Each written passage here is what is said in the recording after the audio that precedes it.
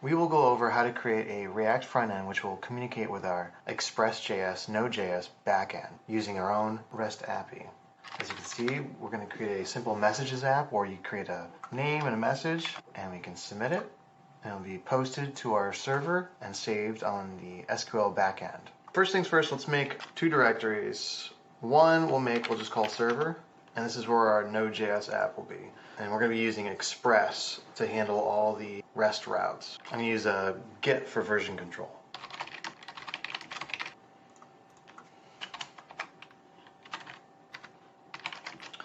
So we'll need Express.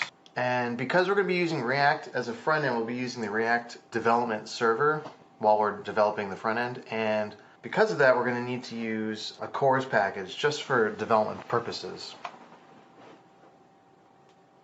Let's ignore node modules.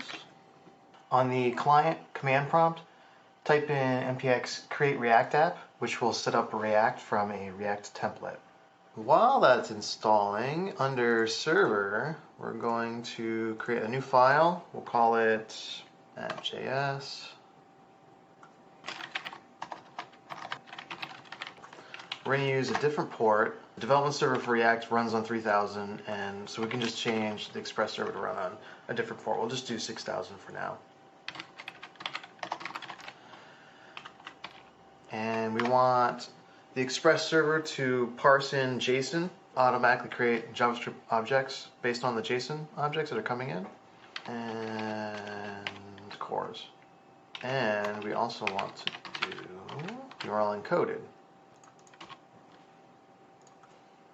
So the first route we'll make is a standard GET route from messages, and we'll also want to listen.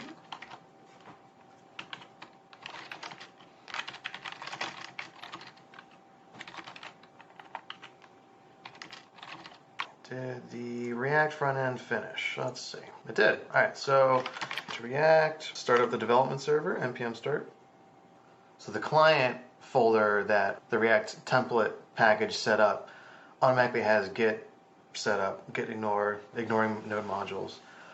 So we didn't do that part. If you dig into the source folder under app.js is basically what you're seeing here. So we're going to remove some of that boilerplate. In addition to that, we're going to make a new module called messages. And we're going to import React. And create a new component with a render method.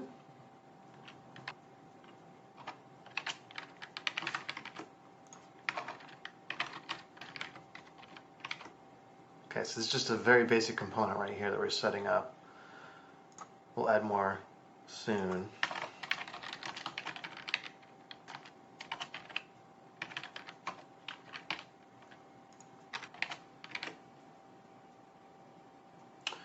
And we have our first component rendering, so that's great.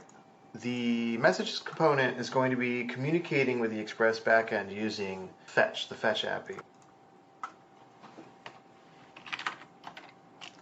I'm going to create a method for messages called getMessages, and it's going to use the fetch API. And we need the fully qualified domain name. Backend is under the 6000 port.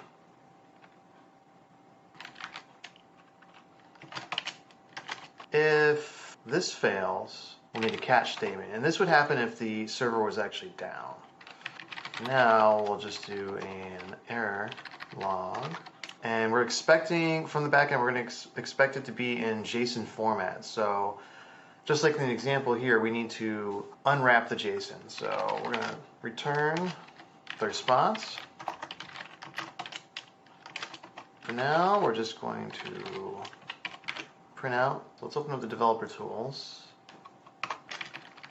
Let's create a messages object, which is going to have multiple messages inside. And each message is going to look like this. It's going to have an ID. This is just a dummy data example just to mess with. It's going to have an ID. It's going to have a user. And then it's going to have the message.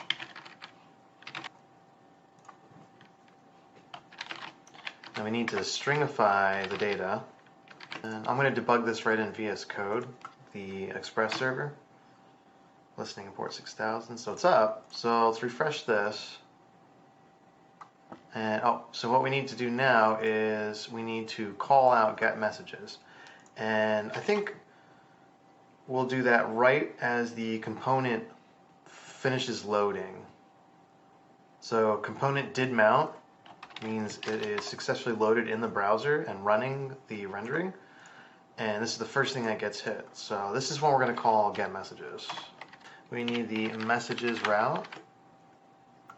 And there we go. Here is our object that's coming from the Express backend. So at this point, let's do a quick commit on Git to make sure we have our changes. And we're just going to say it's an initial commit.